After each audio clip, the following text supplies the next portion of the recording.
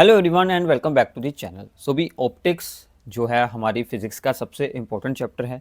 इस चैप्टर में से कौन सी डेरिवेशंस आएंगी, कौन से इम्पोर्टेंट टॉपिक्स हैं, कौन से टॉपिक्स पर आपको न्यूमेरिकल्स पूछे जा सकते हैं, वो पूरी जानकारी हम इस वीडियो में शेयर करने वाले हैं कि आप लोगों ने इस चैप्टर को कैसे प्रिपेयर करना है। तो सबसे पहले अगर हम लोग बात कर लें इन सभी चैप्टर्स में से कितने मार्क्स का एग्जाम में आपको प्रॉब्लम्स आएंगी, तो भी ईएम वेव्स बहुत ही सिंपल सा चैप्टर है, ठीक है, छोटा सा चैप्टर है। और ऑप्टिक्स के दो पार्ट हैं, ray optics and wave optics. इन सभी को मिलाकर 18 मार्क्स हैं। तो आप लोग इससे आइडिया लगा सकते हैं कि जो दोनों ऑप्टिक्स के चैप्टर्स हैं ये आपके यहाँ पर 14 टू 15 मार्क्स बन जाते हैं, ठीक है। तो 14 टू 15 मार्क्स का यहाँ से पेपर मिलेगा और 3 टू 4 मार्क्स का ईएम वेव्स में से एग्ज़ाम आपको मिल जाएगा, पेपर मिल जाएगा। तो ऑप्टिक्स जो है अभी वो काफ़ी स्कोरिंग पार्ट रहता है, रे ऑप्टिक्स एंड वेव ऑप्टिक्स। अगर हम इनको आगे ब्रेकआउट करते हैं तो रे ऑप्टिक्स में से हमें ज़्यादा प्रॉब्लम्स देखने को मिलती हैं हमेशा। तो हम लोग ये आइडिया यहाँ पर लगा सकते हैं कि 8 से 10 नंबर रे ऑप्टिक्स के हैं और बाकी जो हमारे हैं अभी अप टू 6 टू 7 मार्क्स हैं वो जो वेव ऑप्टिक्स के हैं, ठीक है। तो ऐसे आप लोग यहाँ पर आइडिया लगा सकते हैं कि रे ऑप्टिक्स और वेव ऑप्टिक्स कितने स्कोरिंग पार्ट हैं।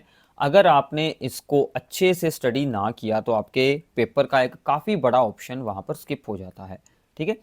तो इसमें से कौन कौन सी इंपॉर्टेंट डेरिवेशंस हैं और किस टॉपिक पर न्यूमेरिकल आ सकते हैं, अब हम उनकी बात करते हैं ताकि आप लोगों को यहाँ पर आइडिया हो जाए कि हमें कौन से जो टॉपिक्स हैं वो अच्छे से यहाँ पर करने हैं कवर, ठीक है। तो सबसे पहले अगर हम लोग बात करते हैं कि रे ऑप्टिक्स में से कौन सी इंपॉर्टेंट टॉपिक्स पर डेरिवेशंस हमें मिल सकती हैं, तो सबसे पहले रिफ्लेक्शन का पार्ट है। अभी सिंपल रिफ्लेक्शन ऑफ लाइट, ठीक है, angle of incidence is equal to angle of reflection.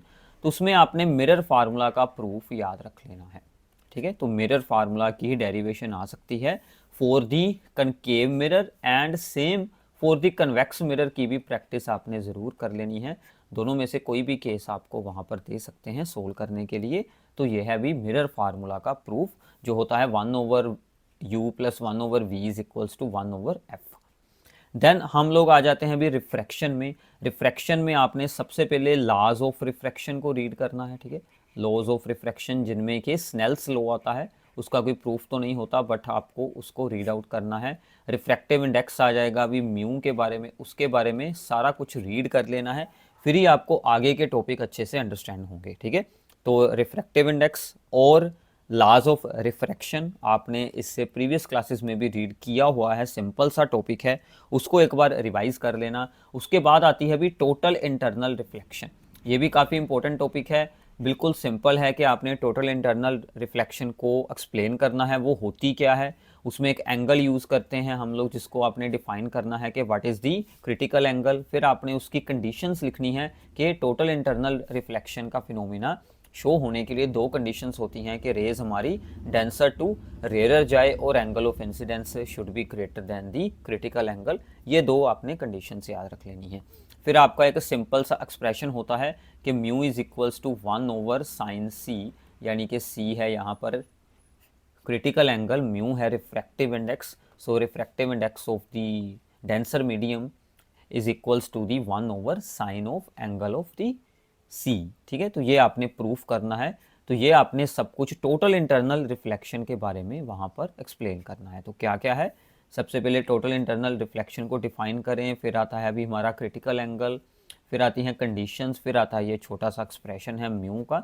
ये सारा कुछ रलाकर आपको टोटल इंटरनल रिफ्लेक्शन आपकी इसके बीच में से कवर हो जाएगी।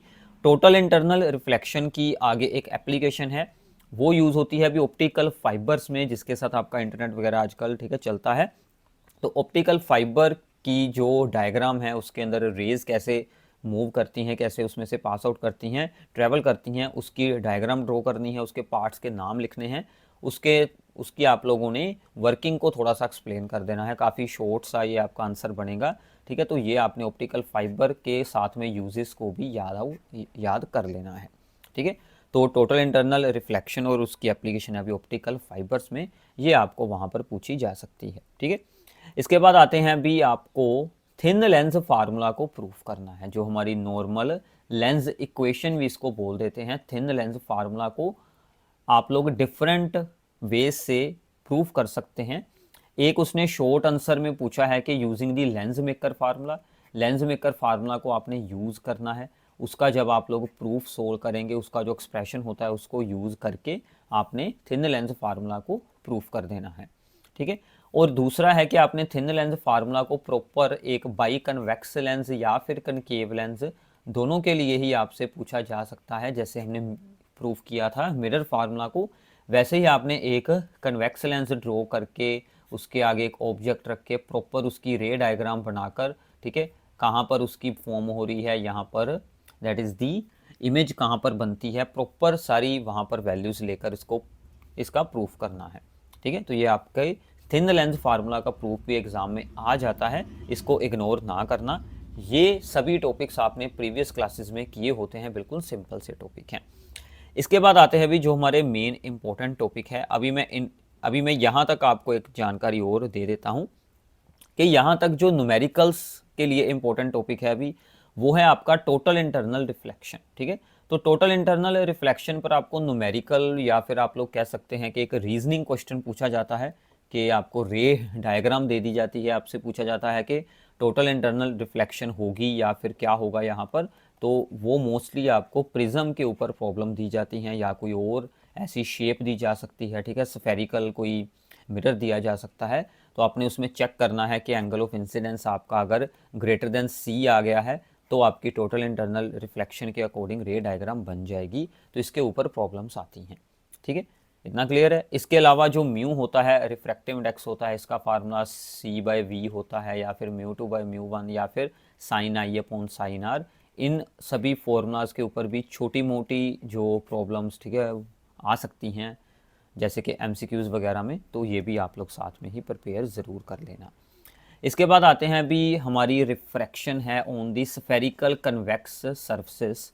स्फेरिकल कन्वेक्स सरफेस के ऊपर रिफ्रैक्शन के आप लोग 3-4 केसेस को सोल्व करते हैं नॉर्मली, कि आपने रेयर मीडियम में पॉइंट ऑब्जेक्ट रखा है, उसकी इमेज बनती है इन दी डेंसर मीडियम, इन दी स्फेरिकल कन्वेक्स सरफेस, इन दी स्फेरिकल कनकेव सरफेस।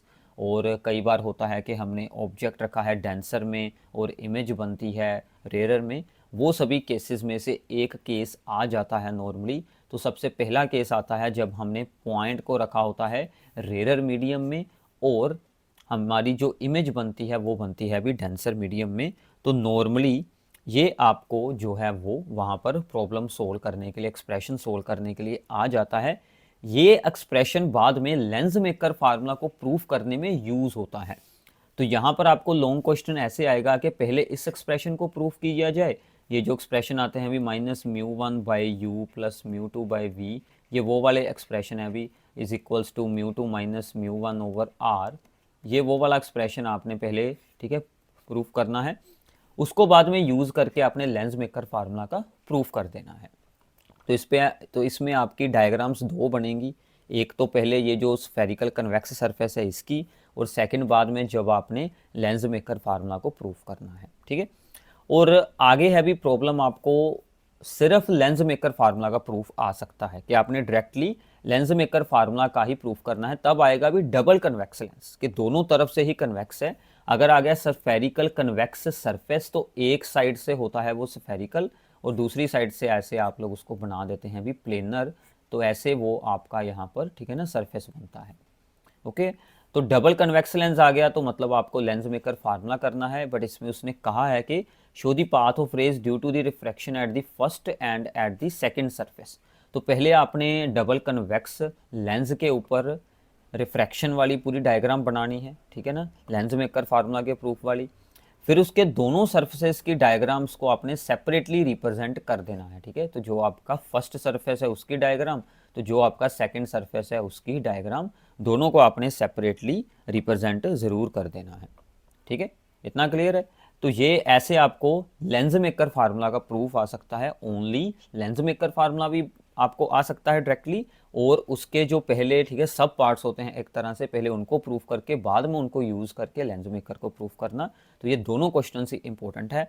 अब देखो न्यूमेरिकल्स भी लेंस मेकर फार्मूला पर बहुत ही ज़्यादा आते हैं, तो इसको याद रखना भी। ये आपका अगला टॉपिक हो गया जिसके ऊपर न्यूमेरिकल्स आते हैं, और इसके न्यूमेरिकल्स नॉर्मली ईजी होते हैं, ठीक है। तो इसके न्यूमेरिकल्स ईजी होते हैं भी, ये आप लोग ईजिली सोल्व कर सकते हैं। आपको सिर्फ लेंस मेकर फार्मूला याद हो और आपको जो इसमें बेसिक टर्म्स आती हों कि साइन कन्वेंशन कैसे यूज़ करने हैं, तो आपको ईजिली न्यूमेरिकल सोल्व हो जाएगा। अगर आपको ज़्यादा डिफ़िकल्ट फील हो रहा है तो सिर्फ लेंस मेकर और जो ऊपर मैंने आपको बताए थे भी प्रिज्म वाले जो कुछ प्रॉब्लम्स आती हैं वो न्यूमेरिकल्स प्रीवियस ईयर बुक्स में से आपने सोल्व कर लेने हैं।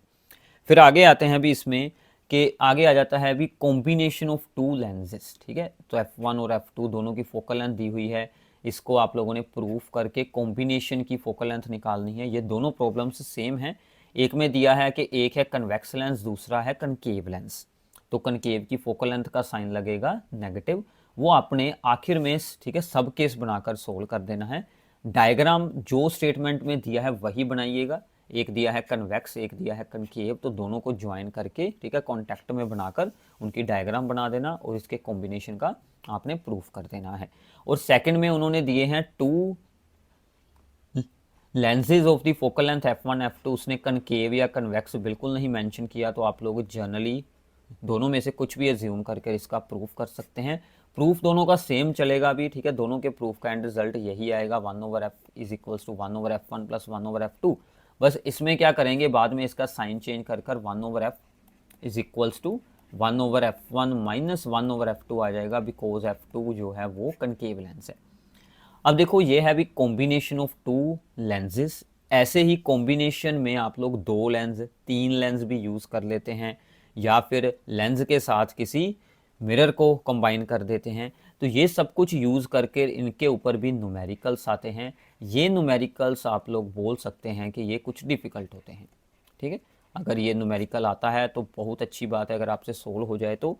बाकी अगर आपको ज़्यादा ये टॉपिक डिफ़िकल्ट लगे तो इसका प्रूफ रीड कर लेना, न्यूमेरिकल इसके आप लोग स्किप कर सकते हैं अगर आपको ये चीज़ ज़्यादा मुश्किल लग रही है। वैसे हो सकते हैं अभी कुछ इतना नहीं डिफ़िकल्ट, अगर आपसे ना हो पाए तो अभी के लिए फ़िलहाल इसको स्किप कर देना। आपके अभी प्री बोर्ड वगैरह होंगे तो बाद में आप इस पर एक बार फिर से ट्राई कर सकते हैं अगर हो जाए तो। तो ऐसे आप लोग equivalent to single lens, 2 lens 3 lens के कॉम्बिनेशन को प्रूफ कर सकते हैं, ठीक है। फिर आ जाता है हमारा प्रिज्म का पार्ट। तो प्रिज्म में से कुछ छोटे छोटे प्रूफ हैं भी, सभी प्रूफ अच्छे से याद ज़रूर कर लेना।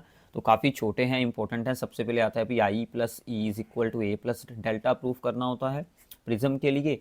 फिर आता है भी जब प्रिज्म में मिनिमम डेविएशन शो होती है तब ये फार्मूला प्रूफ करना है। ये फार्मूला इसी से ही आएगा, ठीक है, इसी फार्मूले से ही इसका प्रूफ होगा।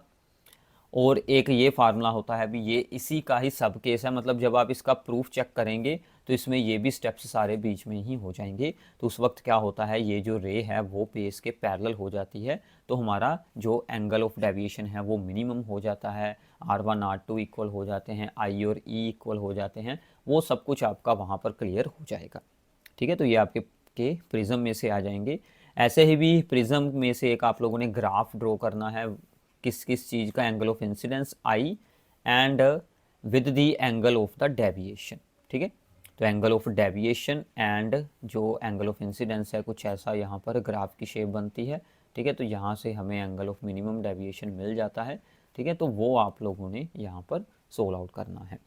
इसके बाद होता है अभी हमारा प्रिज्म फार्मूला, जो mu is equals to sine A plus delta m/2 वाला फार्मूला होता है, वो आप लोगों ने इसमें प्रूफ करना है, ठीक है। ओवर में होता है अभी साइन a/2, उसको बोलते हैं प्रिज्म फार्मूला, ठीक है। तो ये भी प्रूफ है। और फिर आ जाता है अभी एक हमारे पास होती है थिन प्रिज्म के लिए। अगर प्रिज्म का जो एंगल है ए है वो बहुत ही ज़्यादा स्मॉल हो, ठीक है, तो हम उसको क्या बोलते हैं अभी, थिन प्रिज्म। उसके लिए हमारी डेविएशन का फार्मूला बन जाता है म्यू माइनस 1 इंटू ए। ये बहुत ही छोटा सा प्रूफ है, अभी 3-4 स्टेप्स में हो जाता है। ये भी आपको शॉर्ट आंसर्स में दिया जा सकता है, ठीक है। तो इन पर बेस्ड न्यूमेरिकल तो नहीं इतने आएंगे, बट इन पर बेस्ड कुछ रीजनिंग प्रॉब्लम्स, जैसे मैंने आपको पहले ही बताया था कि प्रिज्म के ऊपर आती हैं, तो वो उनकी प्रैक्टिस आप लोगों ने ज़रूर कर लेनी है। इसके बाद आ जाते हैं भी हमारे जो 2 मेन टॉपिक हैं, कंपाउंड माइक्रोस्कोप और refracting type telescope and reflecting type telescope. ये सभी टॉपिक्स आ जाएंगे भी। कंपाउंड माइक्रोस्कोप की आपने डायग्राम बनानी है, 2 केसेस में बनती है। When final image is formed at the least distance of distinct vision D, जिसको बोलते हैं नियर पॉइंट एडजस्टमेंट, और इसमें आप लोगों ने मैग्नीफिकेशन का एक्सप्रेशन निकाल लेना है। फिर आती है कंपाइंड माइक्रोस्कोप की diagram when final image is formed at infinity for the relaxed eye, ठीक है। और ऑब्टेन करना है expression for the total magnification, मतलब दोनों का सोल्विंग सेम चलेगी भी, कैलकुलेशन सेम है, बट आपने डायग्राम्स इनकी सेपरेटली ड्रॉ करनी है अगर आपको दोनों केस अलग अलग यहाँ पर पूछे जाते हैं। Similarly for the refracting type telescope है भी, रिफ्रैक्शन वाली जो टेलीस्कोप है इसमें भी एक बार इन्फिनिटी पर इमेज बनती है जिसको बोलते हैं नॉर्मल एडजस्टमेंट, और इसमें आप लोगों ने इसकी मैग्नीफाइंग पावर वगैरह एक्सप्लेन करनी है। फिर आती है एस्ट्रोनॉमिकल टेलीस्कोप, इन जब उसकी फाइनल इमेज बने at the least distance of distinct vision यानी कि नियर पॉइंट एडजस्टमेंट है, इसमें भी आपने उसकी मैग्नीफाइंग पावर को सोल्व आउट करना है। इन दोनों पर ही न्यूमेरिकल्स आते हैं भी, दोनों के ही न्यूमेरिकल्स ईजी हैं। तो lens maker formula, compound microscope and telescope, इन सभी के न्यूमेरिकल्स की प्रैक्टिस ज़रूर कर लेना भी, काफ़ी सिंपल न्यूमेरिकल्स इन पर होते हैं हमेशा, ठीक है। चलो तो आगे है भी इसके बाद, विद द हेल्प ऑफ ए रे diagram explain the working of reflecting type telescope. इसमें कुछ थ्योरी खास नहीं, इसमें थ्योरी है भी, इसमें कोई एक्सप्रेशन वगैरह है नहीं, तो आप लोगों ने इसकी थ्योरी रीड आउट कर इसकी डायग्राम ड्रॉ करनी है और इसकी एडवांटेजेस को रीड ज़रूर करना, वो एग्जाम में बहुत बार पूछी जाती हैं। रिफ्लेक्टिंग टाइप टेलीस्कोप की एडवांटेज क्या है ओवर दी एस्ट्रोनॉमिकल टेलीस्कोप। तो ये हो गया अभी आपका रे ऑप्टिक्स में से, मैंने आपको इंपॉर्टेंट डेरिवेशंस पहले, ठीक है ना, यहाँ पर बताई हैं, और साथ में मैंने आपको ये बताया है कि किस किस टॉपिक पर न्यूमेरिकल्स आ सकते हैं। आई होप कि आपने साथ में ही नोट डाउन कर लिया होगा। तो जो मोस्ट इंपॉर्टेंट इसमें से टॉपिक हैं भी, जो मोस्ट इंपॉर्टेंट हैं वो है आपके ऑप्टिकल इंस्ट्रूमेंट यानी कि कंपाउंड माइक्रोस्कोप, टेलीस्कोप, हो सके तो सिंपल माइक्रोस्कोप भी साथ में एक बार देख लेना, बिल्कुल ठीक है, उसका आंसर भी सच में सिंपल है। इसके बाद आता है भी हमारा लेंस मेकर फार्मूला का प्रूफ, और उसके बाद जो आपका वहाँ पर थ्योरी पार्ट है उसमें आ जाती है टोटल इंटरनल रिफ्लेक्शन, और बाद में जितने भी प्रिज्म के आर्टिकल्स हैं छोटे छोटे वो सभी आ जाते हैं। तो इतने में आपका ये जो है भी चैप्टर है वो आपका अच्छे से हो जाएगा। अगर आप 100% श्योर करना चाहते हैं भी मेरा सब कुछ क्लियर हो जाए, तो अपने नोट्स को अच्छे से रीड कीजिए, ठीक है, थोरोली पहले अपने नोट्स की स्टडी कीजिए, और नोट्स की स्टडी करने के बाद आप लोगों ने क्या करना है भी, तो आपका क्या क्या काम है, अगर किसी को 100% चाहिए तो नोट्स करना है अच्छे से आपके, ठीक है, खुद के स्कूल टीचर के नोट्स हैं, जहाँ से भी आपको नोट्स अवेलेबल हों, ठीक है, आपको हमारे चैनल पर भी नोट्स मिल जाएंगे। नोट्स को अच्छे से पहले स्टडी करें, फिर आपने करनी है भी प्रीवियस ईयर क्वेश्चंस, ठीक है। कोई भी बुक आप लोग बाय कर सकते हैं, नीचे डिस्क्रिप्शन में भी मैंने एक बुक का लिंक शेयर किया है, वो भी आप लोग यूज़ कर सकते हैं, बहुत ही अच्छी बुक है। प्रीवियस ईयर क्वेश्चंस इसकी अच्छे से करें, आपको आइडिया हो जाएगा कौन सा फार्मूला कैसे यूज़ करना है। उसके बाद अगर आपके पास टाइम है तो एनसीईआरटी एक्सरसाइजेस को सोल्व कर लें, क्योंकि एनसीईआरटी एक्सरसाइजेज आप लोगों ने कई बार स्कूल्स में सोल्व की होती हैं पहले, तो उसको हम आखिर में रखेंगे, आपका वहाँ से जो है वो एक बार अच्छे से रिवाइज हो जाएगा। इसके बाद एग्जाम्पलर के एमसीक्यूज़ हैं भी, एग्जाम्पलर होती है एनसीईआरटी एग्जाम्पलर बुक, उसके एमसीक्यूज़ होते हैं, वो भी आप लोग साथ में सोल्व कर सकते हैं। तो ये आपके पास भी 4 चीज़ें आती हैं जो आपका एक तरह से प्रैक्टिस मटेरियल बन जाता है। तो आपकी प्रीवियस ईयर में ही आपके, ठीक है, सैम्पल क्वेश्चन पेपर्स वगैरह भी हो जाएंगे, अगर उसमें है नहीं तो आप इनको सेपरेटली सोल्व ज़रूर कर लेना। क्लियर है अभी? चलो तो आगे चलते हैं। वेव ऑप्टिक्स में से क्या क्या इंपॉर्टेंट है अभी, सबसे पहले जो हमारा आता है part, that is the wave front को डिफाइन करना और उसको ड्रॉ कर लेना। फिर आते हैं भी हाइगन्स प्रिंसिपल के पॉइंट्स को याद रख लेना। फिर हाइगन्स प्रिंसिपल को यूज़ करके हमने रिफ्रैक्शन को प्रूव करना है, ठीक है, लॉज ऑफ रिफ्रैक्शन और लॉज ऑफ रिफ्लेक्शन, ठीक है, दोनों के लॉज को आपने प्रूफ करना है by using the Huygens principle, ठीक है, इतना हो जाएगा। फिर आप लोगों ने आ जाना है भी इंटरफेरेंस पर। यंग्स डबल स्लिट एक्सपेरिमेंट में कैसे ब्राइट एंड डार्क फ्रिंजेस की फॉर्मेशन होती है, ठीक है, थ्योरी और उसकी डायग्राम, इसमें क्या करना है, थ्योरी और डायग्राम ब्रीफली एक्सप्लेन करना है, ज़्यादा डिटेल में आपने नहीं एक्सप्लेन करना, डायग्राम ड्रॉ कर दें और हाफ पेज की वहाँ पर आपने थ्योरी देकर मेन फॉर्मूले साथ में मेंशन कर देने हैं। फिर आता है भी आप लोगों ने कंडीशंस बतानी है पाथ डिफरेंस और फेज डिफरेंस पर for the constructive interference and destructive interference, यानी कि ब्राइट एंड डार्क फ्रिंज बनने के टाइम पर, ठीक है, पाथ डिफरेंस और फेज डिफरेंस की कौन कौन सी कंडीशंस होती हैं वो आप लोगों ने बतानी है। फिर है अभी यंग्स डबल स्लिट एक्सपेरिमेंट में अगर हमने nth मैक्सिमा nth मिनिमा की पोजीशन देखनी हो, उसके जस्ट फॉर्मूलाज को राइट डाउन करना है, प्रूफ नहीं करना, प्रूफ हमें है नहीं सिलेबस में, जस्ट फॉर्मूला को राइट डाउन करना है, ठीक है। और साथ में आपने width of the central maxima को सोल्व करना है। वो आपको सोल्व करने के लिए भी आ सकता है और अकेला एक्सप्रेशन भी पूछ सकते हैं। सिर्फ विथ ऑफ सेंट्रल मैक्सिमा को सोल्व कर कर देख लेना, ठीक है। सिमिलरली आगे इसमें ही आता है भी हमें जब दो वेव्स इंटरफेयर करती हैं तो उनकी रिजल्टेंट इंटेंसिटी क्या बनती है। अब देखो इसके दो प्रूफ हैं। एक इन्होंने ये स्टेटमेंट में क्या दिया है कि दोनों वेव्स का एम्पलीट्यूड सेम है, ए एम्पलीट्यूड है, दोनों में फेज डिफरेंस है फाई। उस टाइम पर आंसर भी उन्होंने दिया है कि ये आंसर आएगा भी, ये आपने प्रूफ करना है इंटेंसिटी का आंसर। तो ज़्यादातर एग्जाम में यही प्रॉब्लम आती है भी जिसमें दोनों के एम्पलीट्यूड सेम दिए होते हैं। अगर दोनों के एम्पलीट्यूड यहाँ पर डिफरेंट है, एक का ए है दूसरे का बी है, तो फिर इसका प्रूफ कुछ डिफरेंट होगा और आंसर भी अलग आएगा। बट आप लोग एक ही याद रख लेना भी, यही मोस्ट इंपॉर्टेंट है। ये ऑलमोस्ट 5 से 6 बार एग्ज़ाम्स में आ चुकी है अगर आप लोग प्रीवियस ईयर प्रॉब्लम्स को चेक करेंगे तो, ठीक है। फिर ये भी कुछ शॉर्ट क्वेश्चंस हैं कि टू इंडिपेंडेंट मोनोक्रोमेटिक सोर्सेज से हम लोग सस्टेन्ड इंटरफेरेंस क्यों नहीं बना सकते, क्योंकि हमें चाहिए होते हैं कोहेरेंट सोर्सेज, ठीक है। उसके बारे में आपको आइडिया हो जाएगा। क्या इंटरफेरेंस में कंजर्वेशन ऑफ एनर्जी का लॉ अप्लाई होता है या फिर नहीं होता, ये एक्सप्लेन करना। इसका भी छोटा सा एक्सप्रेशन है, वो भी आप लोग साथ में दे सकते हैं। इंटेंसिटी, ठीक है, इंटरफेरेंस का जो पैटर्न बनता है उसमें इंटेंसिटी कैसे चेंज होती है उसका ग्राफ ड्रॉ करना है।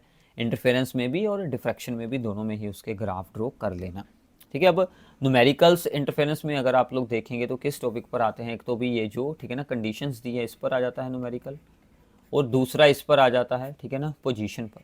तो पोजीशन के फार्मूले याद रखने, इन पर न्यूमेरिकल आने के काफ़ी ज़्यादा चांसेस होते हैं, ठीक है। तो इसके बाद आ जाता है भी हमारे पास डिफ्रैक्शन में, कि डिफ्रैक्शन पैटर्न कैसे बनते हैं वो पहले आप लोगों ने एक्सप्लेन करना है, ठीक है। उसमें होती है सिंगल स्लिट, और फॉर्मेशन ऑफ द फ्रिंजेस कैसे बनती हैं स्क्रीन पर। देखो जब आप इसको एक्सप्लेन करेंगे तो ऑटोमेटिकली आपके पास सभी कंडीशंस वगैरह भी सोल्व हो जाएंगी कि वहाँ पर ब्राइट और डार्क फ्रिंज बनने के लिए कौन सी कंडीशंस अप्लाई हो रही हैं, वो भी सब कुछ आपने इसी में ही सोल्व आउट कर लेना है। इसके बाद आप लोगों ने angular width of the secondary maxima and secondary minima, यानी कि आप लोगों ने एंगुलर जो उनकी पोजीशंस होती हैं सेकेंडरी मैक्सिमा और सेकेंडरी मिनिमा की, वो सोल्व करके इसके बाद आप लोगों ने width of the central maxima भी सोल्व कर देनी है। तो मतलब डिफ्रैक्शन के लिए सिर्फ ये सब कुछ सोल्व कर लेना तो आपका डिफ्रैक्शन अच्छे से वहाँ पर क्लियर हो जाएगा। एग्जाम में ध्यान से स्टेटमेंट रीड करना भी, आपको क्या पूछा है, ठीक है, सिर्फ उतना ही आंसर आप लोगों ने एक्सप्लेन करना है। ये ना हो कि आप सिर्फ मेन हेडिंग देखें कि यहाँ पर डिफ्रैक्शन लिखा है तो आप डिफ्रैक्शन का सारा आर्टिकल एक्सप्लेन कर दें। पहले चेक कर लेना कि इस स्टेटमेंट में क्या उन्होंने पूछा है वहाँ पर, ठीक है। और फिर आता है भी difference between the interference and diffraction. Difference के पॉइंट्स को भी ज़रूर याद रखना, काफ़ी इंपॉर्टेंट पॉइंट्स हैं। इंटरफेरेंस में हमने यूज़ किया था अभी डबल स्लिट, और डिफ्रैक्शन में है हमारा सिंगल स्लिट। डिफ्रैक्शन के जो यहाँ पर इंटेंसिटी का अगर आप लोग ग्राफ बनाएंगे तो उसकी इंटेंसिटी फॉल करती है अभी, ठीक है। सेंट्रल मैक्सिमा के से अगर हम लोग किसी भी साइड में मूव करते हैं तो इंटेंसिटी फॉल हो जाती है। और साथ में डिफ्रैक्शन में सेंट्रल मैक्सिमा की विथ इंटरफेरेंस से 2 टाइम्स होती हैं, ठीक है। तो ये सभी आपके यहाँ पर पॉइंट्स ऑफ डिफरेंस बन जाएंगे। तो ये आपका भी वेव ऑप्टिक्स और रे ऑप्टिक्स में से कौन कौन से इंपॉर्टेंट टॉपिक्स हैं वो आपकी स्क्रीन पर हैं। इसकी पीडीएफ भी आप लोगों को मिल जाएगी, तो इसको अच्छे से प्रैक्टिस करें। अगर आपने इतने भी क्वेश्चन इस चैप्टर में से लर्न कर लिए तो आपकी प्रीवियस ईयर्स साथ में कुछ ईजिली सोल्व हो जाएंगी। तो आपका ये चैप्टर जो है रे optics and wave optics complete part आपका अच्छे से प्रिपेयर हो जाएगा, ठीक है। सो आई होप कि आप लोगों को इस वीडियो में बताई गई पूरी इन्फॉर्मेशन अंडरस्टैंड हो गई होगी। इस वीडियो को अपने सभी फ्रेंड्स के साथ शेयर कर देना। Thanks for watching this video.